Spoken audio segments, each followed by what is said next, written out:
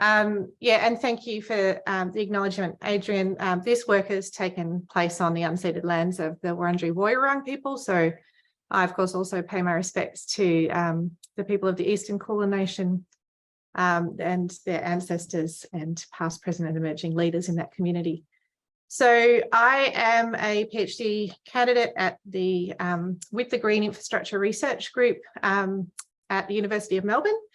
And Adrian asked that I talk to my first experiment, which is the Gatehouse Street experiment. And I thought what I'd do is preface that with some of the broader goals of my PhD. And then we'll dig into some of the details of what happened in Gatehouse Street and what's there now. So broadly, my PhD program is looking at direct seeding and whether we can use this with substrate surface treatments to establish species-rich flowering native meadows. So I'll get to what substrate surface treatment actually means. But the kind of context in which I want to locate this work is hostile or contaminated urban sites. There's already been a great, amazing deal of research done in grassland restoration, and I'm not aiming to replicate that directly in urban sites. Rather, I want to deal with actual really nasty hostile sites. And again, I'll unpack what I mean by that shortly. But to create these plant communities, I would like to use Southeast Australia's magnificent grassland and grassy woodland flora. And of course, being amongst you people, I'm sort of preaching to the converted. I don't need to spell out why we need to do that, or indeed, you know, some of the aesthetic benefits that can result, because you all know how beautiful these species can be.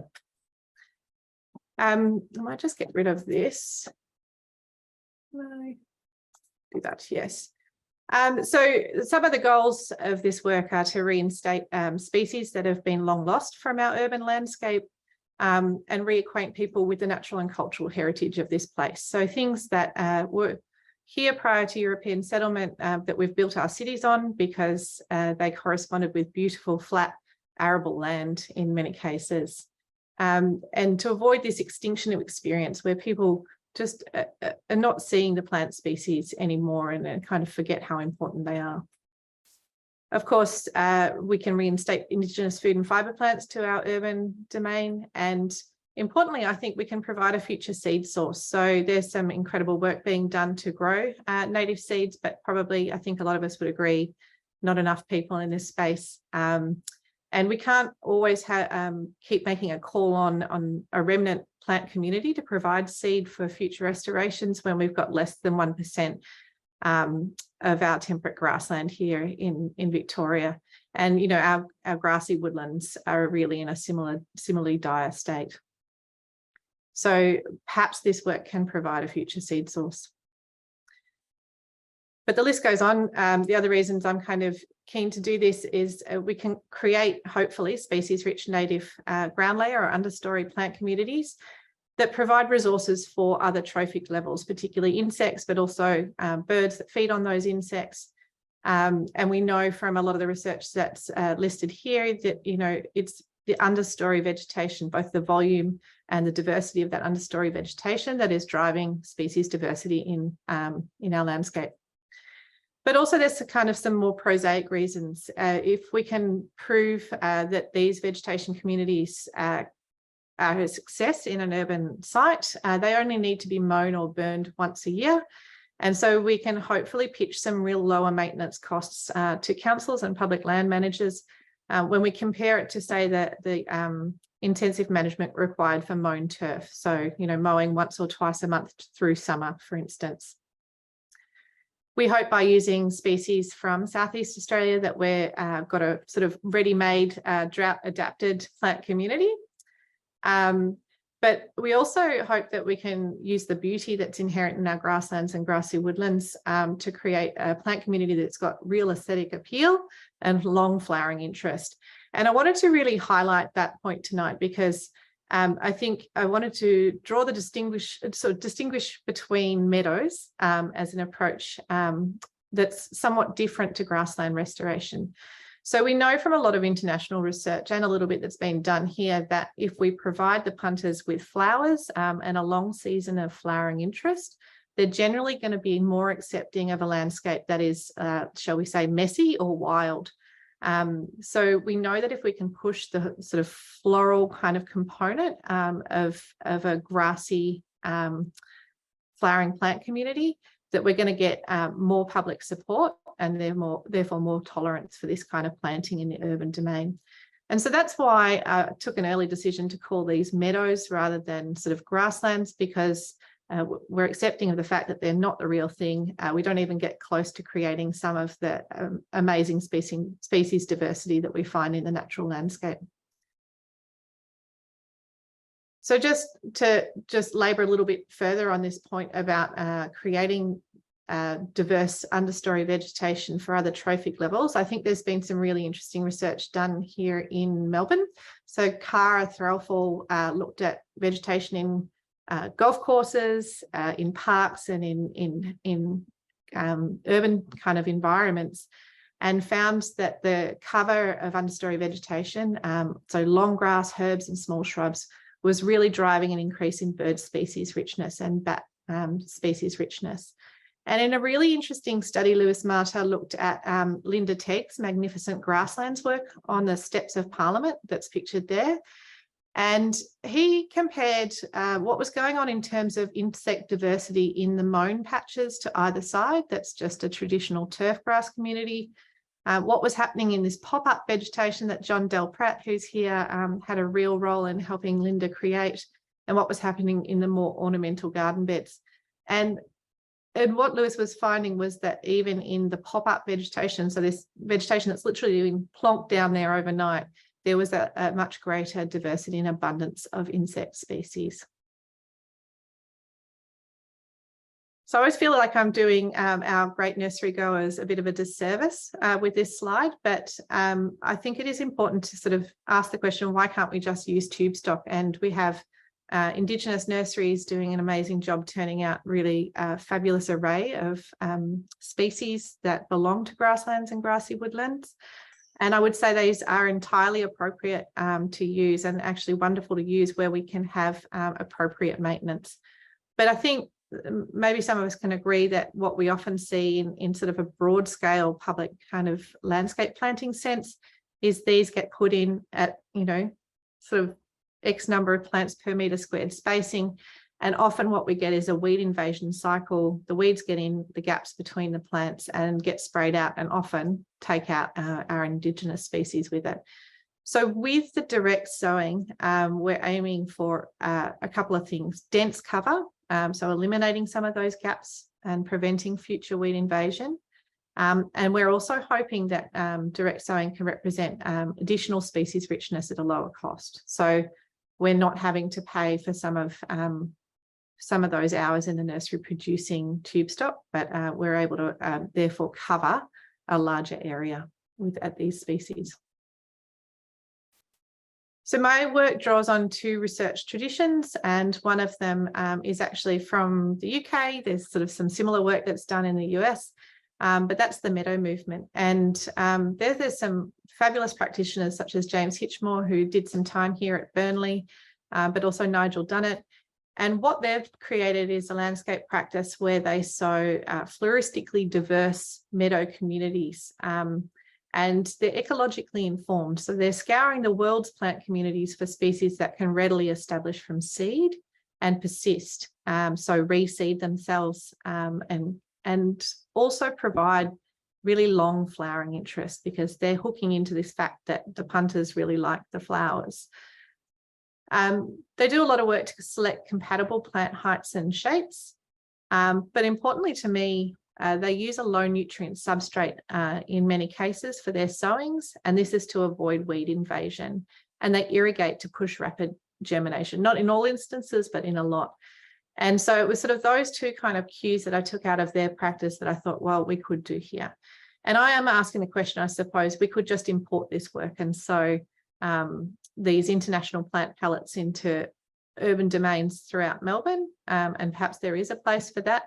But I would argue quite strongly that there's species within our own Indigenous plant communities that can serve the purposes that these meadows are providing in terms of floral interest and endurance.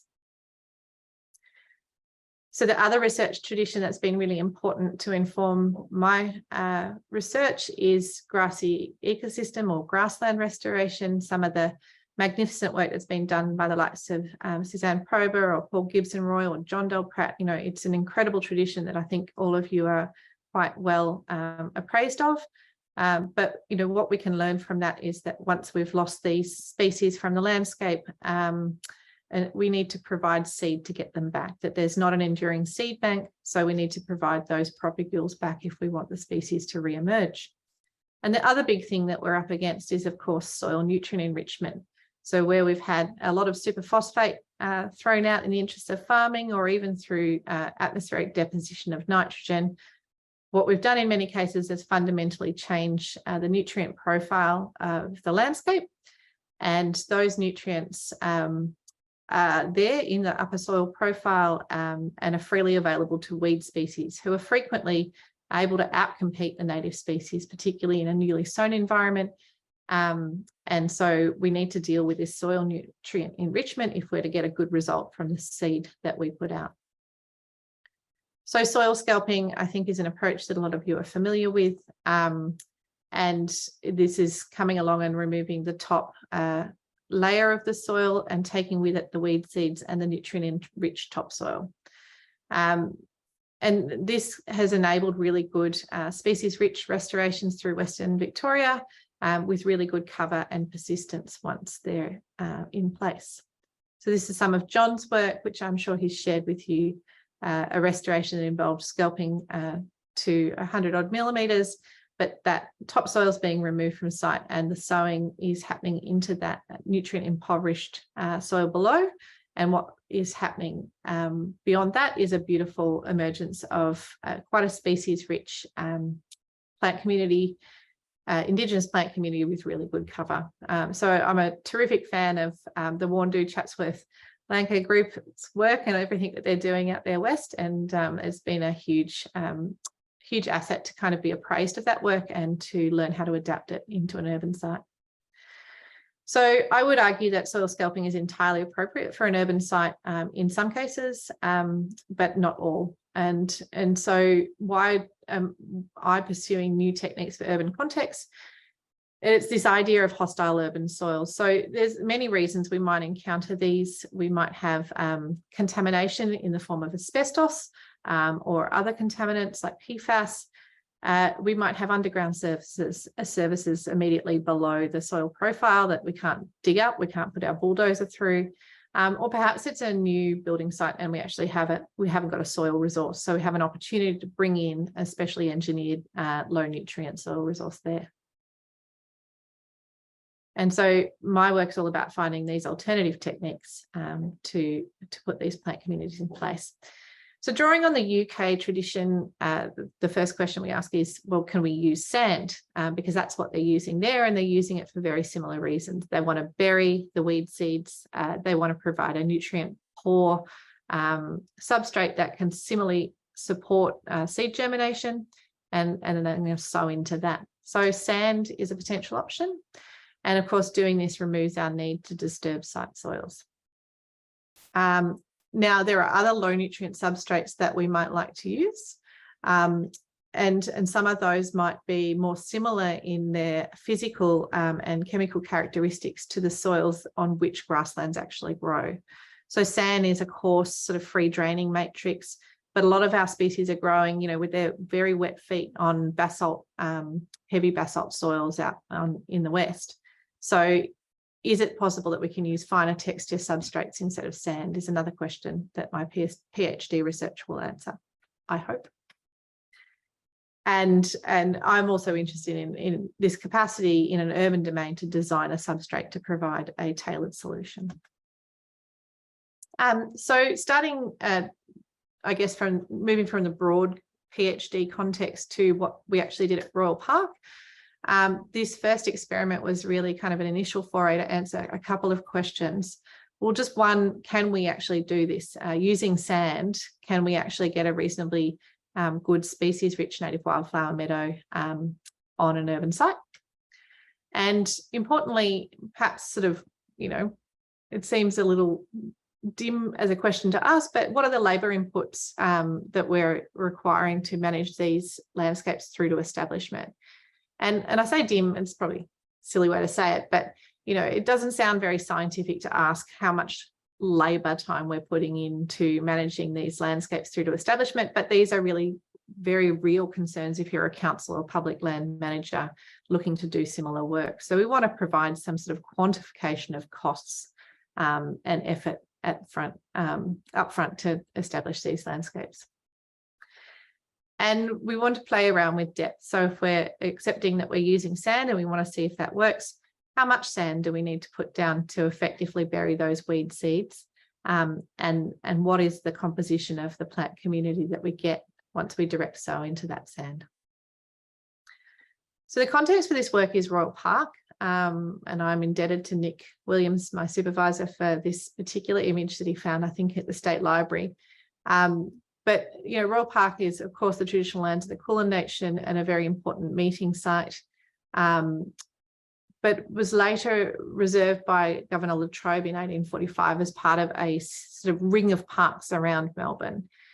He envisaged a city encircled by parks.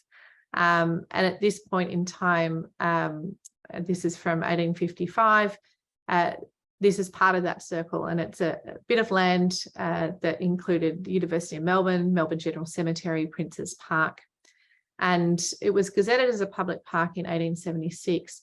But if you look at this image and you see all those dots there, what we're learning is that it's grassy woodland at this stage. So not so much grassland, but it would have been grassy woodland, which accords with the EVC mapping that we can use today. So that's the park now to the right, right on the doorstep of Melbourne CBD. But throughout its history, it's a little bit unique in Melbourne's park system in that it's always been envisaged as a natural parkland with wide open spaces and a predominantly native planting. So if you compare it to, say, Treasury Gardens or some of the parks that have become far more ornamental in the way the landscape is managed and delivered, Royal Park has managed to maintain that sort of a more naturalistic look and feel. But for all that, it's had a lot of uses. It's been used for military encampments. It has a long association with sport, including cricket and football and netball. It has one of Melbourne's earliest public golf courses. And it still has a little bit of remnant grassy woodland down near Brens Drive as well. So there's a lot going on in Royal Park. Another thing that happened in its history, which importantly for our thinking would have changed some of the soil profiles at the site, was that they gave the Acclimatisation Society a bunch of land to road test exotic species, plant and animal. So they would have been throwing out fertiliser and ploughing and doing all sorts of things to modify the existing soil profile. And that, of course, later became the zoo. At another stage, it was used for dumping Melbourne's night soil, so plenty of nutrient enrichment in the form of Melbourne's waste too. But we do have a long history of planting native trees, even before 1934. But a key prior land use that I wanted to mention is a military encampment. This is the Second World War Camp Pell, and this is after the war, where the huts that were built for American soldiers here on the Grassland Circle, or what is now the Grassland Circle, were kept to house displaced persons, but then later were bulldozed into the soil. Excuse me. And the problem for us is that they contained asbestos. So we do have soil contamination at this site, which is a limitation on how the landscape can be managed to this day. Royal Park has a master plan. It's a 1984 master plan, and it came out of a design competition. And happily, the Laceworks Landscape Collaborative, who won the design competition, what they pitched was a retention of the natural values of Royal Park, cleared sort of grasslands on the tops of the hills with native tree plantings and sort of grassy woodland look and feel around the edges. And as part of their the master plan, they also proposed three major projects. and one of which was to create the native grassland circle. So on a hilltop right up the top of the park, you know, the crown jewel there, they wanted to reinstate grassland species and really celebrate that space in that way. And I've lost the slide that deals with all the attempts to do that. But essentially, what's happened since that master plan is a number of very intelligent and valiant attempts to create land, native grassland, including planting plugs, direct seeding, hydro seeding, spreading with limiter hay.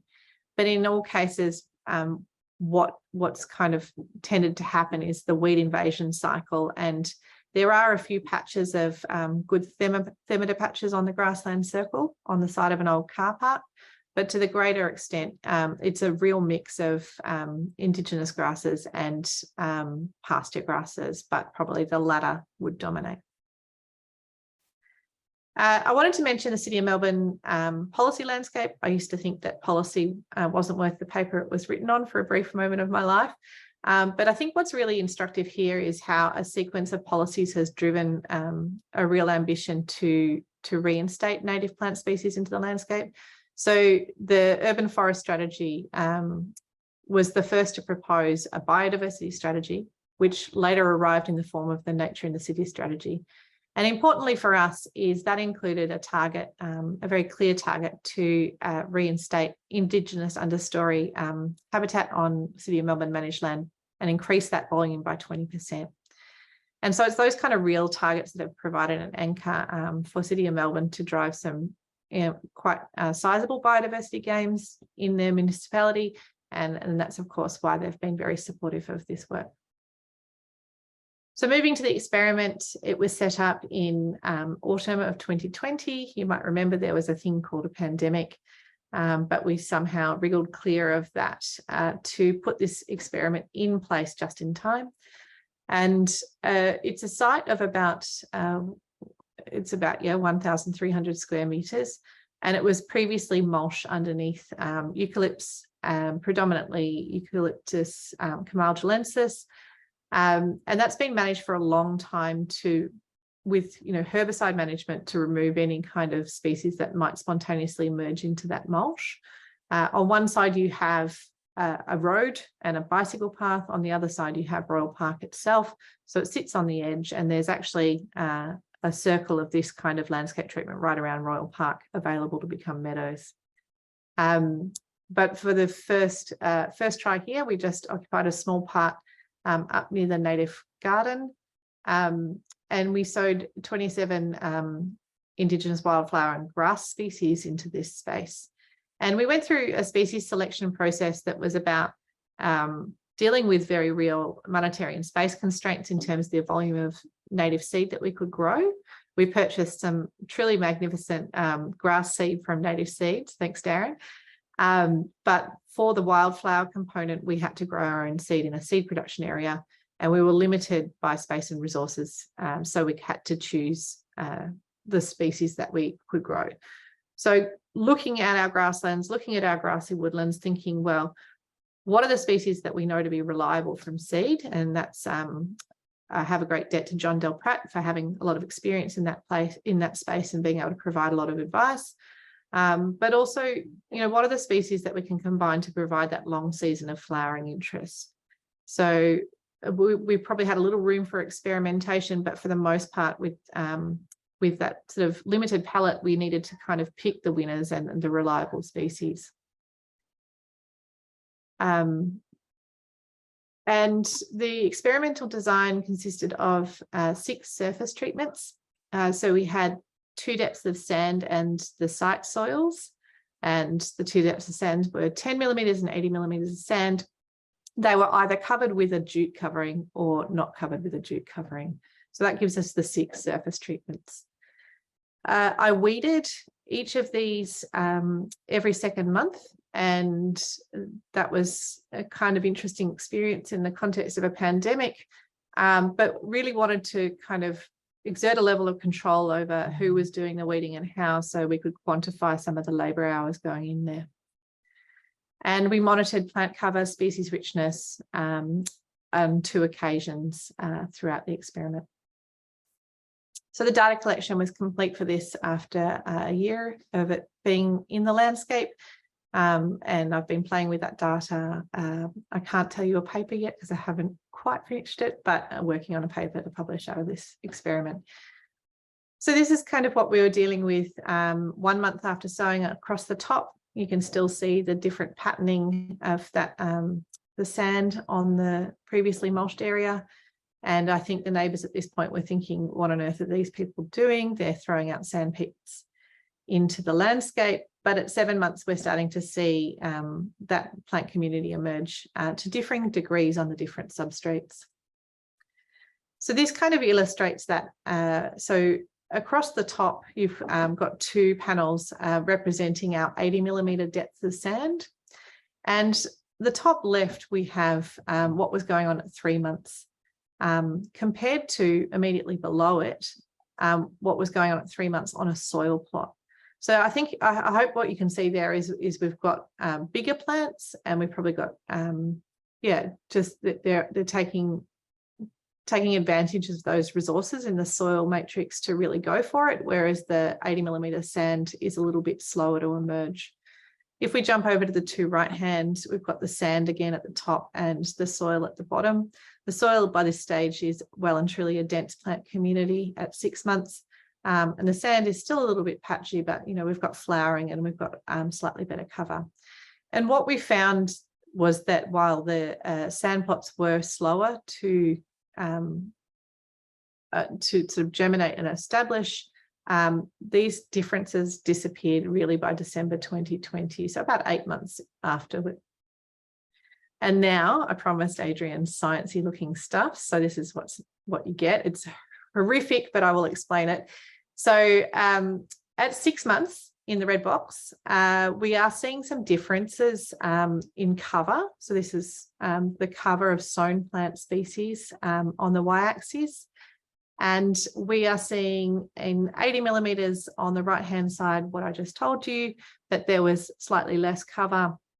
And in fact, that difference when we compare it to the soil plots, either with or without jute, was significant at 6 months.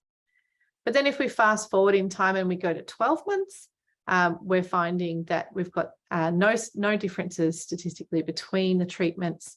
And really, what this graph is telling us is there's a relatively uniform plant community in terms of cover across these different treatments.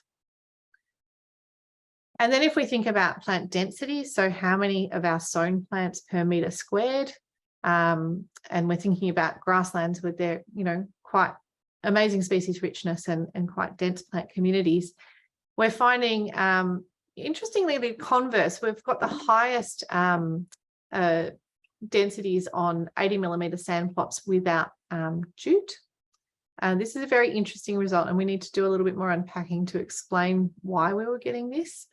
But we are finding that, we're getting higher plant counts on 80mm without jute than soil plots, but also on the equivalent 80mm sand plots with jute. And we think snails may play a role, and hope to answer that soon. But if we rescale that graph, that's the same graph, just rescaled, and we add in our 12 months. A lot of you being familiar with grasslands, this is our 2nd generation recruitment now. So we've got much higher plant densities because we're incorporating into this graph all that 2nd generation recruitment of particularly C3 grasses. And but the other thing we're finding is that in terms of plant densities across the treatments, again, at 12 months, those differences have fallen away, and we've got a fairly uniform plant community. So, and that's kind of what it looks like in practice, is you can't see the patchwork of sand plots and non-sand plots anymore. And this is 8 months after sowing, but we've got a fairly uniform plant community here.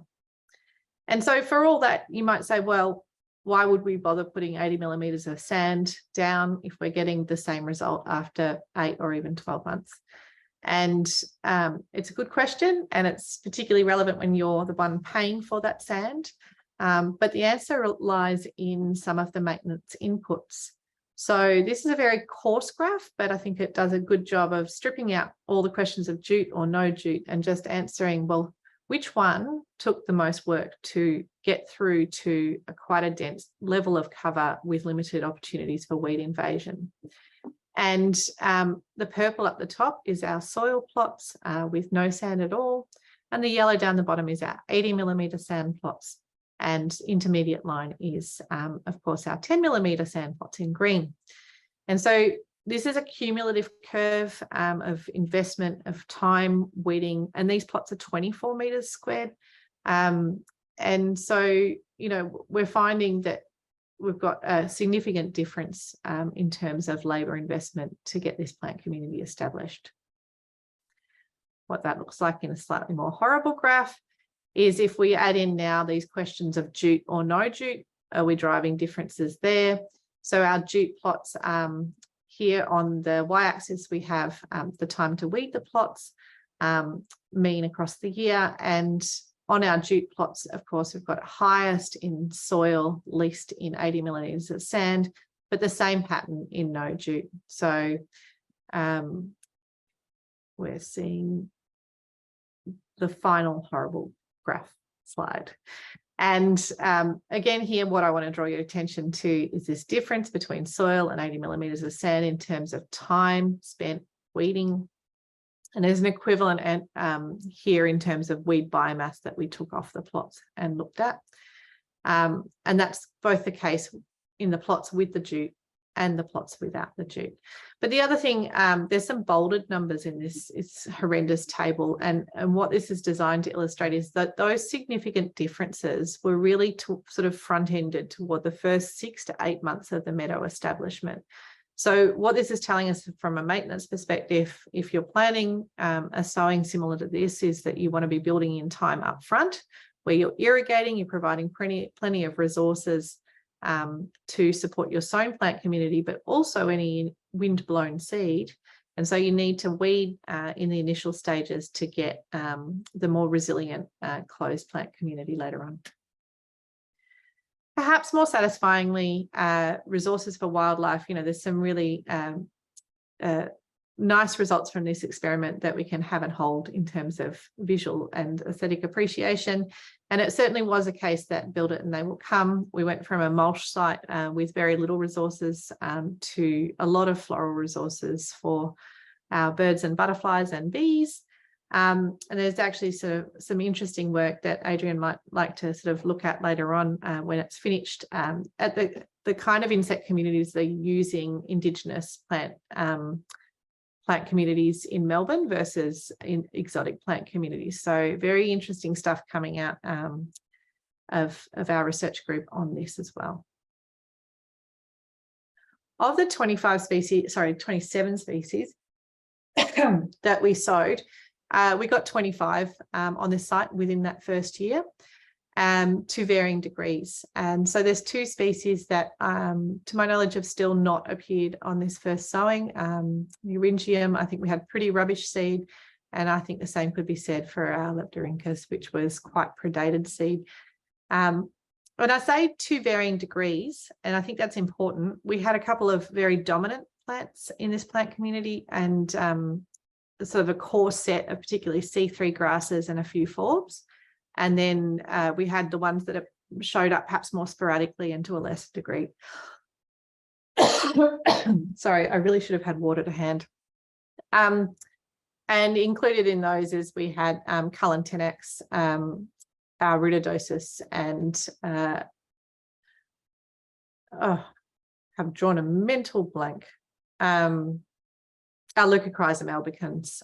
So a couple of threatened species turning up as well. I wanted to mention seed production because it was a critical component of this work. I benefited greatly from John's expert advice in this sense, but we set up a seed production area in spring of 2019 to supply seed for this project. And we've kept it going through various iterations to supply seed for subsequent projects. We play a little bit at the margins with a few riskier species, but we like to keep a core set of the more reliable species in production. And I think what I would say here is that, while this kind of containerized system can be set up and maintained reasonably easily, and we've done so with a lot of recycled kind of inputs and keeping costs low, what we would like to see is the emergence of an industry growing forb seed. And I know there are a few people playing this space at the moment, but once we get more forb seed being produced, then we're going to be able to achieve this kind of work in urban settings at a greater scale. And there is a tremendous amount of interest in this work, which is pleasing, from councils, lots of different kind of domains, but the urban environment is a good place in which you can recruit support and therefore resources in terms of installation and maintenance for the restoration of Indigenous plant communities. A shout out also to the magnificent seed science team at Royal Botanic Gardens Melbourne, particularly Meg Hurst and co. What we were able to do with their help was to get some very robust germination data for this experiment, which informed our seed mixes. So we weren't kind of steering blind and just sowing whatever we had, but we were able to kind of have a reasonable expectation, well, as far as germination tests can provide, of what kind of plant counts we might get from a specific volume of seed for each species. And so we were able to mix seed accordingly. It should be noted, in my mother's kitchen, where we made a delightful mess. So moving on from Gatehouse Street, and I hope I've done a decent job in just kind of capturing what that experiment was designed to achieve and what we've found so far. The rest of my PhD will be looking at this question of whether or not we can use recycled substrates as well as these mined sands, and therefore bring into this kind of practice some closed loop principles. So, if cities are responsible for destroying our grasslands, but we're also interested in reinstating grassland species into our cities, can we use waste products, urban waste products, to facilitate that goal? So subsoils are soils below generally 0.5 metre, and they're a readily available waste product in Melbourne. And they're known for having poor structure as well as low nutrients. So the low nutrients aspect ticks our goal of a substrate that's not going to support prolific weed growth, but will support our sown plant community. But what I mean by poor structure is if we get out the hose and squirt this clod from Preston, or we, subject it to some rainfall, it's probably going to turn into a fairly milky soup and run down the nearest drain. And that might not be so suitable for an urban environment with the typical wear and tear and high usage factors that we see there. So we know from some of Paul Gibson-Roy's work that we can use unmodified subsoils to support the emergence of grassland species. But we're thinking, well, how do we perhaps amend the structural aspects of these soils to make them more resilient to the pressures of an urban environment? And so I just threw this in there to kind of illustrate the very dark fact that, it's precisely this kind of development that's sort of seeing us lose a lot of grasslands, but it's, this is where we're actually digging up high volumes of basalt subsoil, which are currently being tipped, and developers are paying to tip that waste.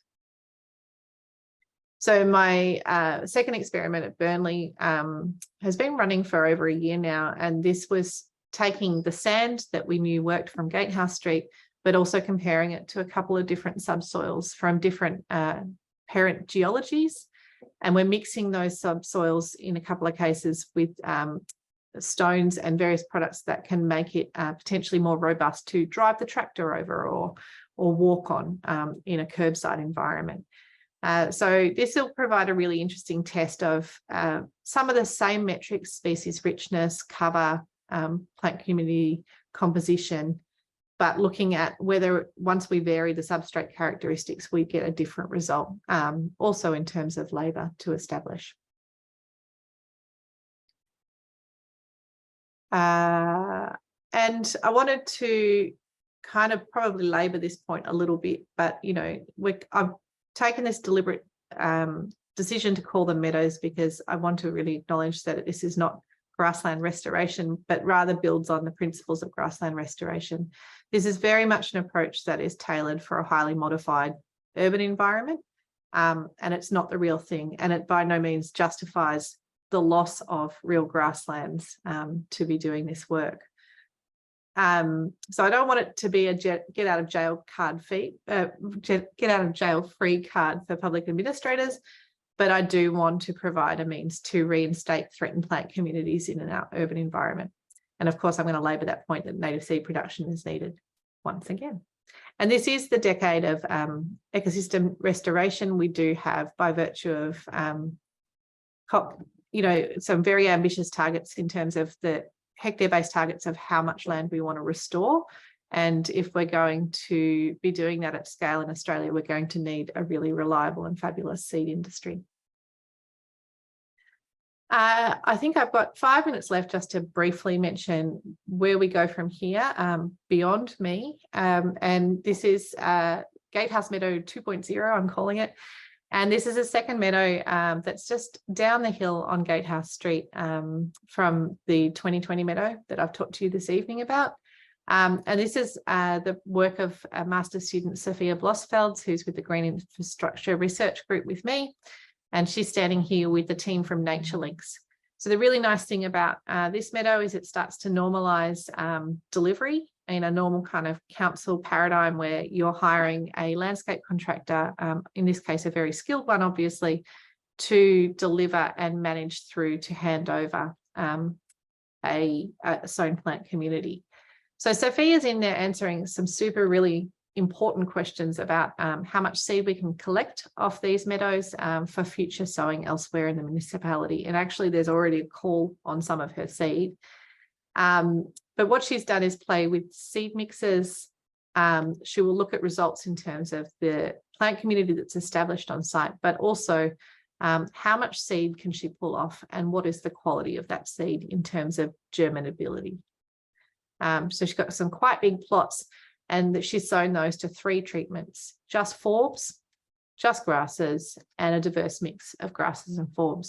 And there's another logic that sits behind this, which is Jim Morton, who's kind of the project sponsor at City of Melbourne, is also really interested. Well, if we just sow forbs only, can we maybe not hand weed, but use herbicide? That's not actually being tested here, but it is a future research question. And in the first instance, what we're seeing is the forb only sowings are actually achieving reasonably good cover. And that's her meadow at about 8 months after sowing.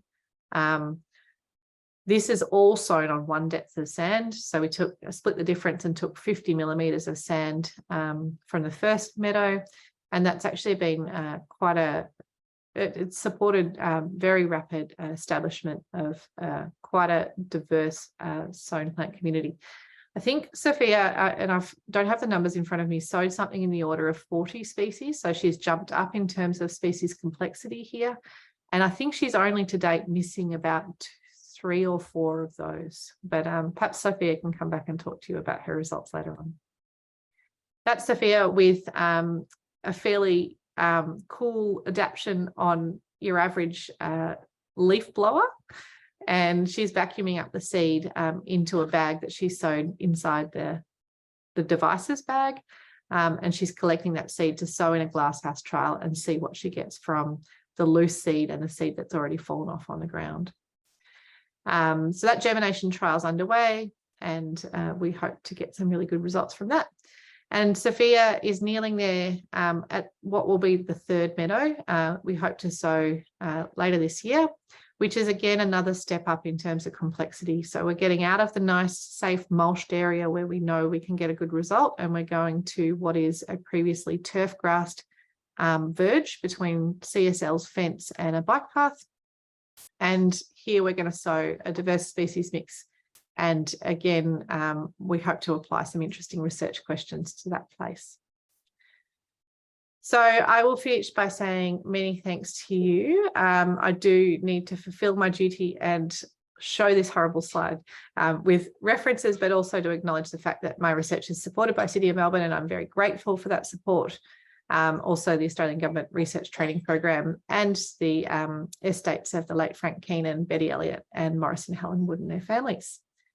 So I'll go back there, and then I will see if I can find my way out of screen sharing and see if any of you are still there. Oh, there's more than one person. Yay. That was brilliant. Thank you so much, Katherine. That's incredibly informative. And I thought I knew a bit about that project, but I only knew a small fraction of all of the stuff that you were doing. And it sounds like we're moving forward in a very good way. Anyone want to kick off with some questions, thorny or otherwise, for Katherine? I'm sure she'll. Yes, Alan. Katherine, thank you very much for that. That's really quite amazing what you've managed to do. Has anyone thought, all right, of trying to encourage people with who still have gardens in the city and on their block to undertake a whole, a partial replanting of the block with local native species? Has anyone done any of that? I mean, no one's done it where I am, but. Yeah, I think there's tremendous interest in that, Ellen, and I get a lot of questions from people. I think in the urban landscape, an area of sort of a hot area of interest at the moment is your verges. So, your mown verges that people are often loath to maintain because it's not their land. And there's a PhD student in my research group at the moment who's looking at native plantings on verges and the kind of insect communities that will use them. So she'll be monitoring pre and post establishment.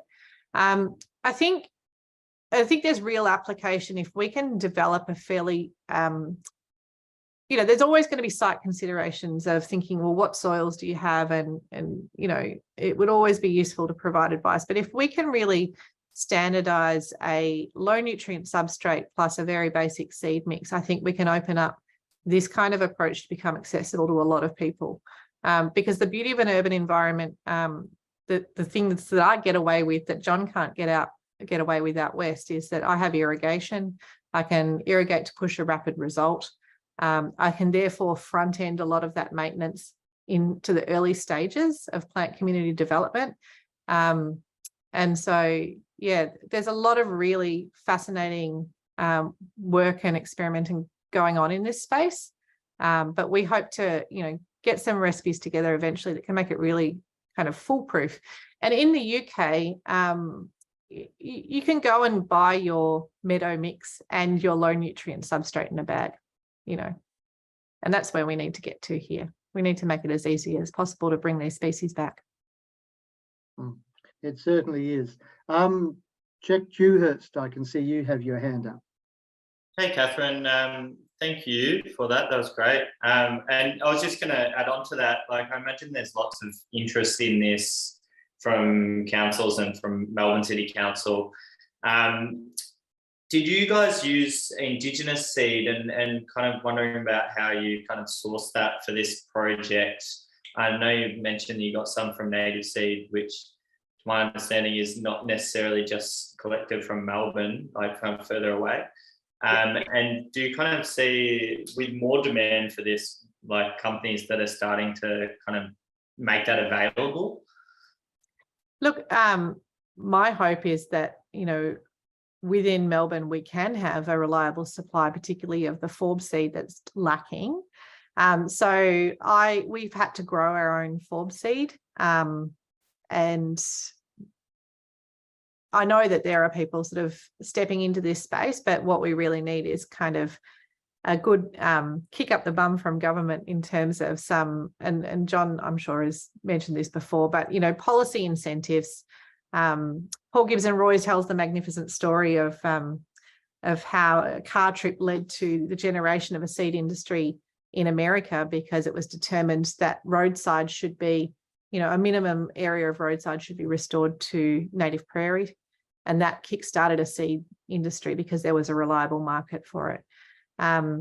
I think it will happen here in Victoria, but it would be nice if it happened a whole lot quicker, because if we can we're kind of trying to wriggle in the back door here and say, well, if we can create a domestic demand for our beautiful Indigenous flora, then we're also going to be bolstering a seed supply that can then furnish restoration at a grander scale, for instance, in the Western Grasslands Reserve and beyond. Does that answer your question, Jack? Yeah, it's good. Hopefully it does. Yeah. John Gilpret, you had your hand up. If you unmute yourself, it'll be even more enjoyable. Well, not necessarily, but here we go. Katherine, there's a question on the from Ben on the chat asking about the order of the laying of things. So sand, seed, jute. Just Yeah.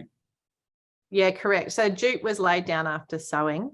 And I think, we're getting some really interesting results with jute. So I'm not prepared to call that one either way and say whether or not, but it ultimately by that 12-month mark, it's not making a huge difference.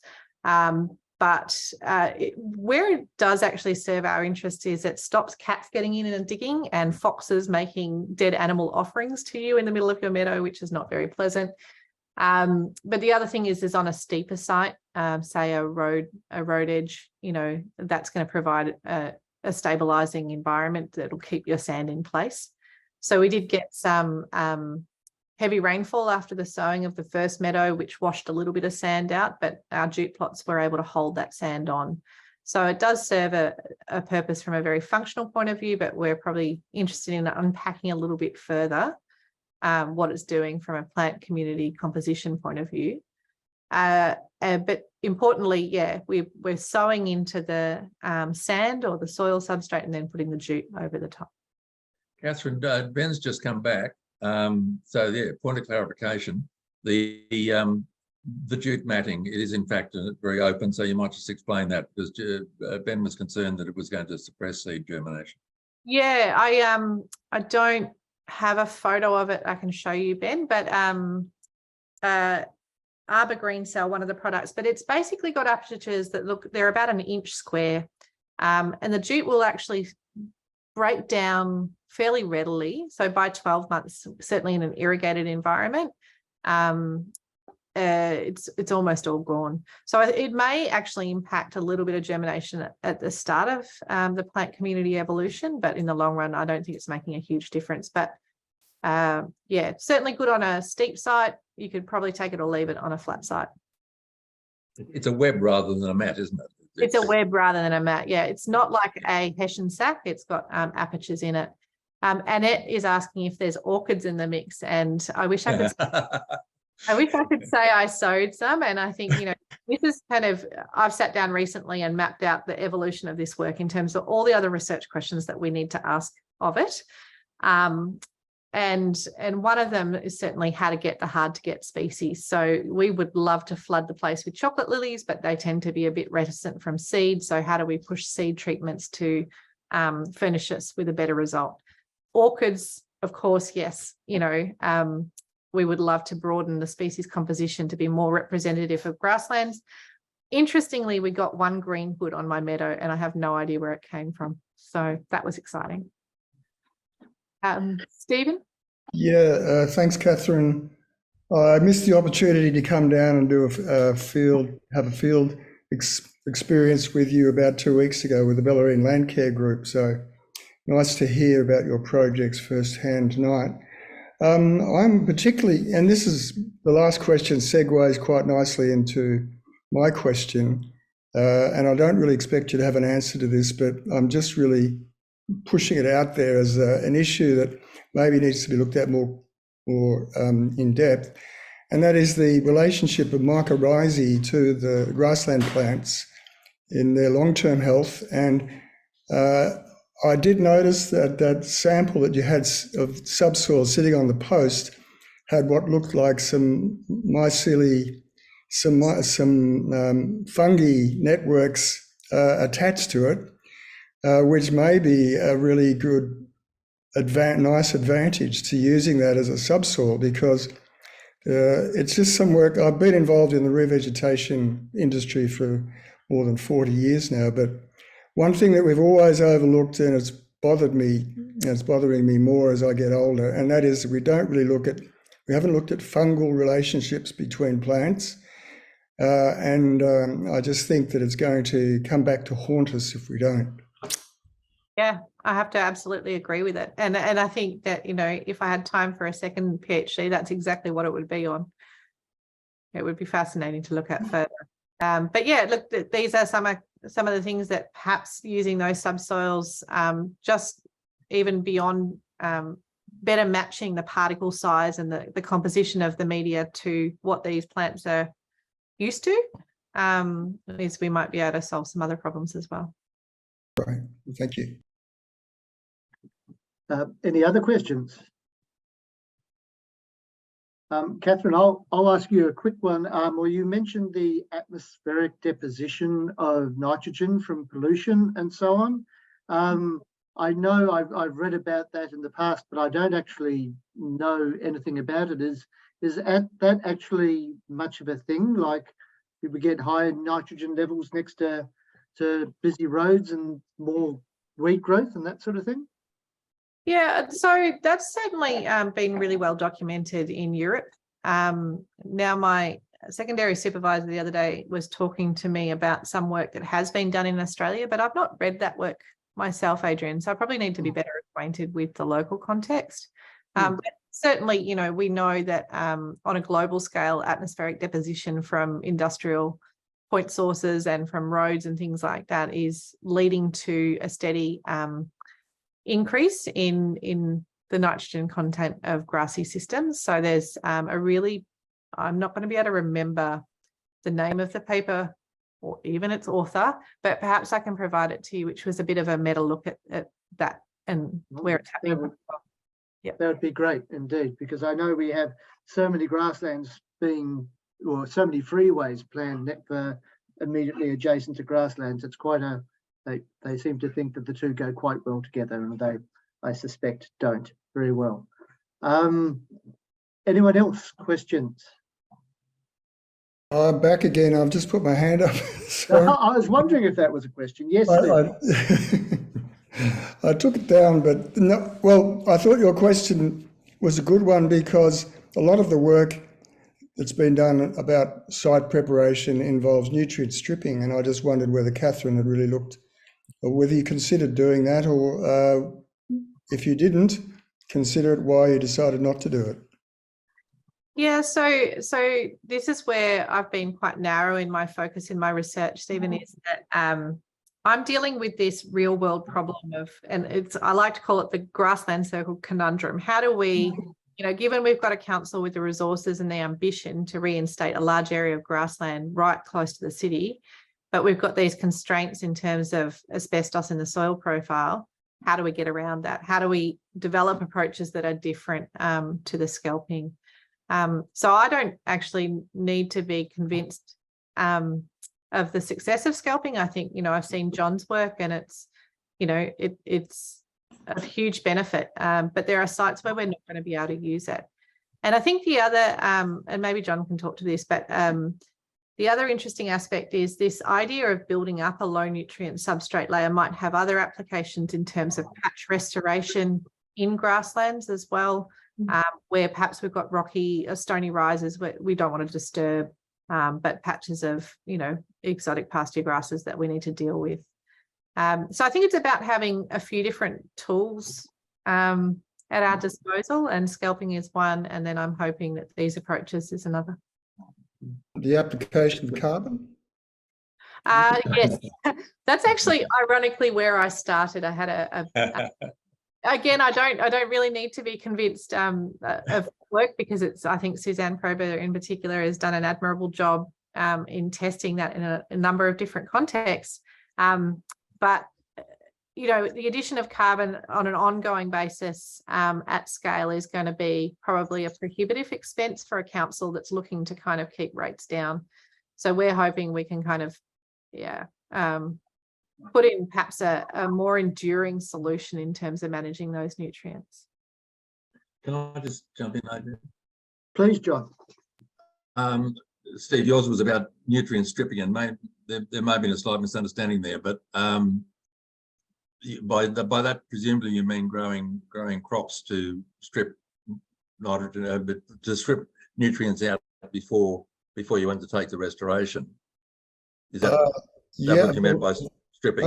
well, there's a variety of methods that I've written about, but the most direct one, which I thought might have an application for Katherine, would be using an application of carbon like sugar, adding sugar, and then incorporating plant species like kangaroo grass that actually have been shown to lower the levels of nitrogen in the soil over about 18 months. So whether that sort of strategic approach, we're wanting to set up some trials on the Bellarine this year to actually test that, whether we can just do it on farms, set up some islands of really invasive indigenous plants, local plants to the area, add nutrient stripping strategies in the process, and enable them to spread beyond these islands that we're going to be planting here. Katherine can vouch that there can never be too, in my opinion, there can never be too much kangaroo grass. But if you're going to use kangaroo grass as a stripper and as a start, and I've been talking about this for a very long time, you're then going to have one hell of a problem getting anything else to grow. But that's where, say, Katherine and Sophia's work might come in handy, that if you then patch in areas of wildflower, other grasses, whatever, actually, go in and patch them in using the sorts of techniques we're talking about tonight, either scalping or topsoil. I mean, a cap. We're not allowed to say capping. What am I allowed to say, Katherine? You can say what you like here. They're not here. Anyway, an addition of a subsoil, and if you patch into the thermiter, then maybe in generations you'll get a good a good mixing eventually. The Europeans have done a lot of stripping experiments, and they're finding it's taking a decade or more to even start to have an impact on the phosphorus levels. Nitrogen's easy, but phosphorus is very difficult, and of course often we're dealing with a phosphorus problem on these sites.